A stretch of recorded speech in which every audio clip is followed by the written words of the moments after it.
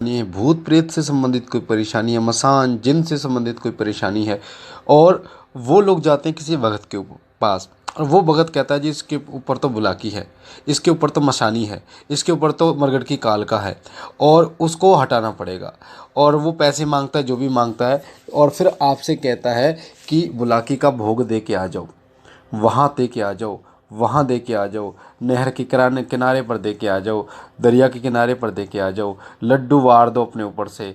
और इस प्रकार से, या मसानी का आपसे बोलता है कि ऊपर ऊपर से उतार कर आप खुद ये चौराहे पर रख दो, और आपको कुछ नहीं पता, बिल्कुल भी नहीं पता, और वो आपको बोलता है, तो बिल्कुल भी मत जाना, मत करना ये चीज़ें, और सोच समझ कर, पहले आप सोच समझ लेना इन चीज़ों को।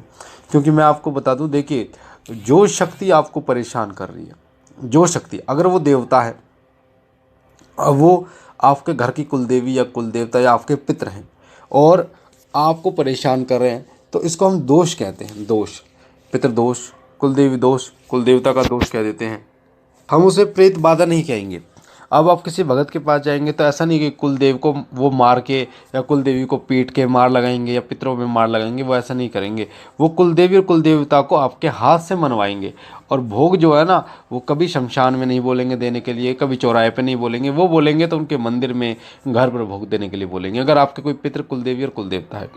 पर अगर इससे कोई उल्टा है, कोई बाहरी शक्ति है, कोई चौकी छोड़ी गई है, कोई क्रिया की गई है आपके ऊपर, और वो आपसे कह रहा है कि इस भोग को अपने ऊपर से उतार के वहाँ रख आओ, तो ऐसा बिल्कुल भी मत करना।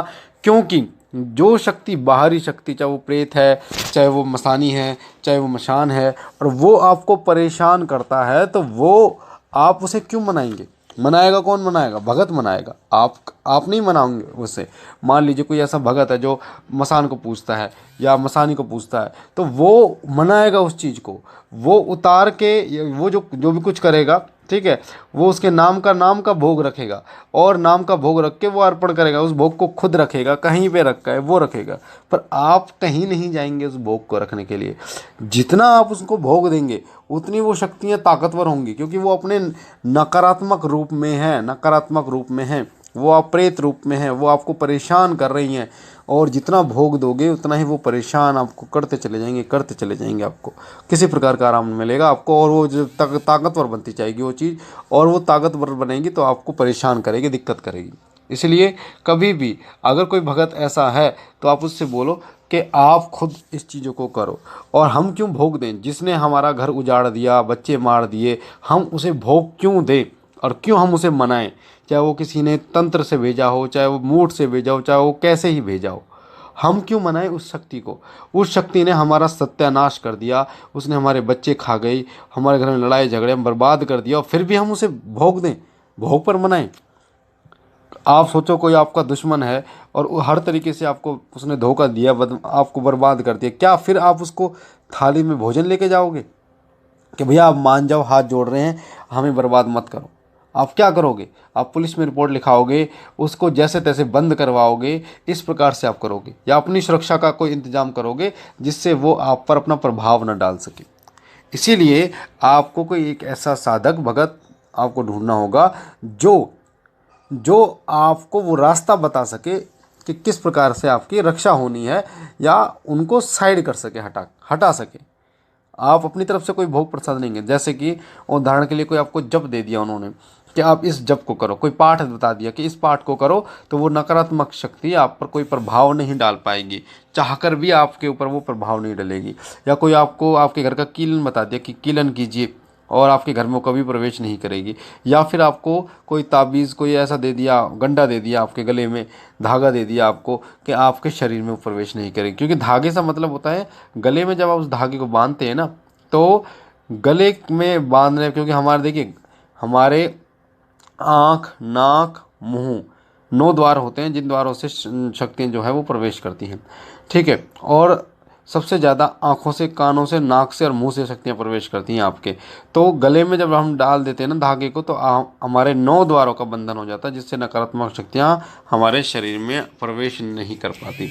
जिनको ये पता है तो वो बता सकते हैं कि 9 द्वारों का बंधन कैसे किया जाता है, फिर वो शक्ति आपको किसी प्रकार की क्षति नहीं पहुंचा पाएगी।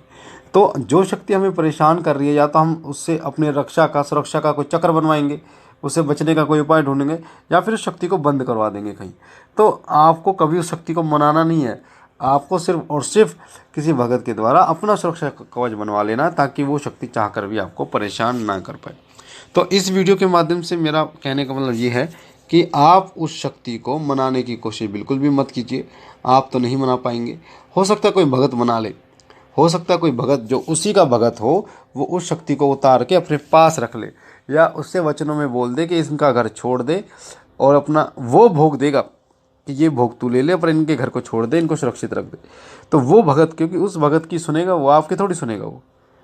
अगर भगत की ना सुने तो फिर बेकार है ना भक्ति करना। जो भगत बने पड़े हैं यहाँ पे, जो भगत उनको मनाता है वही उन्हें मना के शांत करेगा, पर आप नहीं करोगे और आपका क्या मतलब है।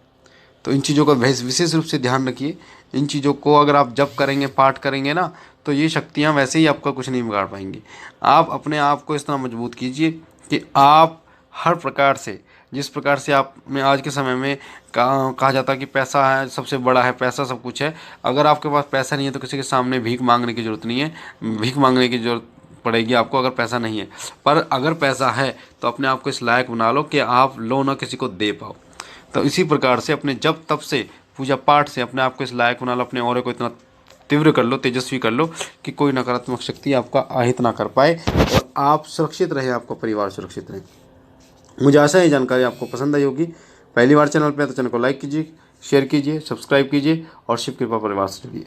बाबा भोलेनाथ आप पर कृपा करें, आपके घर परिवार पर कृपा करें। हम मिलते हैं एक नई जानकारी के साथ, तब तक के लिए ओम नमः शिवाय, ओम नमः शिवाय, ओम नमः शिवाय।